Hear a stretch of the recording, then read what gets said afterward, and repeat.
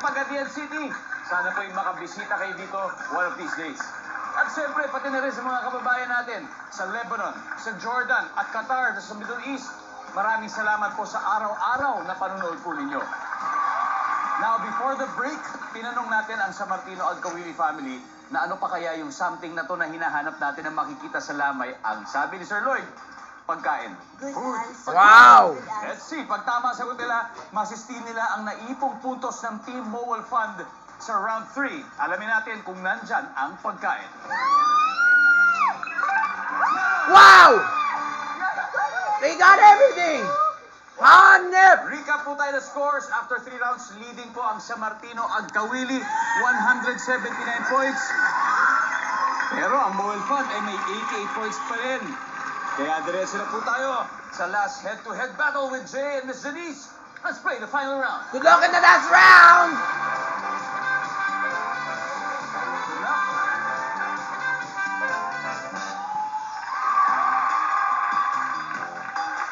Here we go. Top 4 answers are on the board.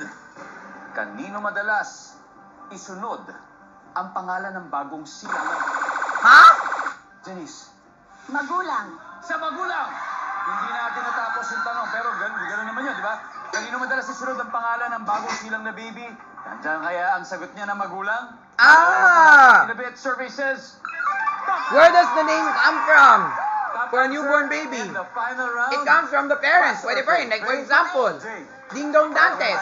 Sixto Dantes, right? Final round. Yeah. Okay, tatlo na. How about from the Holy Bible? Ambuts, ano po kaya to? Kanino madalas isunod ang pangalan ng mga bagong silang na baby? Foster parents o yung nag-ampon? Yung nag-ampon. Nandiyan po ba yan? Survey says. Wala po. Wala. Don't even know what that is. Pero may chance pa tayo. President Tres. Kanino kaya madalas isunod yung pangalan na nung baby na bagong silang? Mga santo. Mga santo. Nandiyan po ba ang mga santo? Yes. Yeah, from the Holy Bible. Correct. Sa grandparents. Sa mga lolo't lola, grandparents. Totoo po yan. Lolo't lola. Survey says, yes. Not that quite high. Unang kasalalay ang pagkapanalo ng Mowal Fund ngayong araw na to.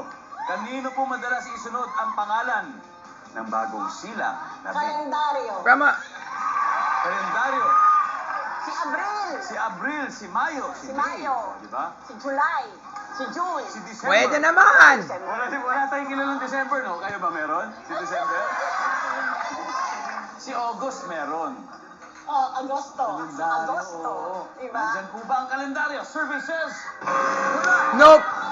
Time to huddle, time to huddle. One last chance. Ma'am Boots, kanino kaya... How about two madalas siblings? That is, of course, if they have a name like that.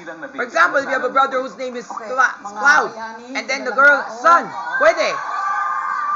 Ang sabi po nila ay bayani. Nandyan po ba ang bayani? Okay, Bayani, let's see. Oh.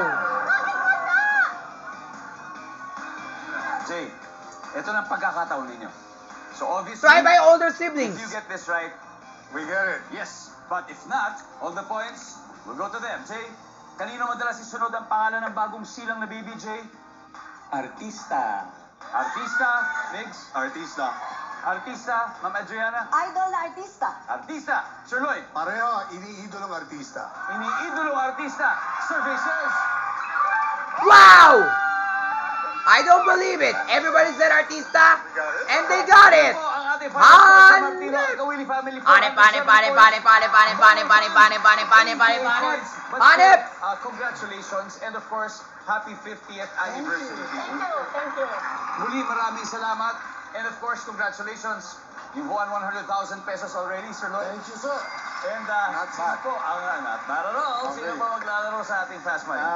Kami ni Adriana. Alright, it's gonna be Lloyd and Adriana. Nanalo na sila ng 100,000 pero hindi pa yan ang goal nila dahil meron pang isang 100,000 at stake.